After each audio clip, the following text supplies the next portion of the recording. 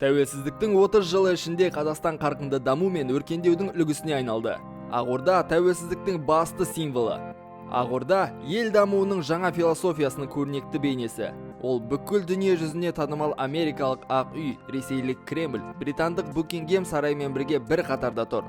Резиденция құрылысы 2001 жылы басталды. Жоба жұмысын Европа мен Қазақстанның белгілі сәулетшілері жүргізді. Құрылыс жұмыстарына әлемнің 26 ұлт өкілдері қатысты.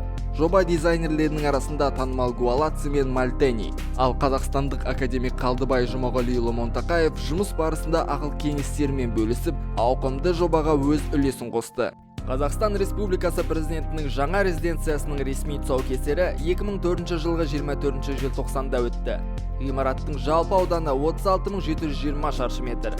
Үшкір төбесімен қоса алғанда ғимарат биіктігі 86 метр. Ғимарат жер үстіндегі 5 қабатты және жер астындағы 2 қабатты үйден тұрады. Бірінші қабаттың биіктігі 12 метрге тең. Бірінші қабатта жалпы ауданы 1800 шаршы метр құрайтын еденіне гранит төселген салтанатты холл орналасқан. Екінші қабатта қызметтік орынжайлар орналасқан. Үшінші мен төртінші қабаттарда кітапхана және көптеген салтанат және мәжіліс залдары орналасқан. Қазіргі уақытта Қазақстан Республикасы президентінің Ақорда резиденциясы біздің еліміздің ең маңызды және танымал символдарының бірі болды.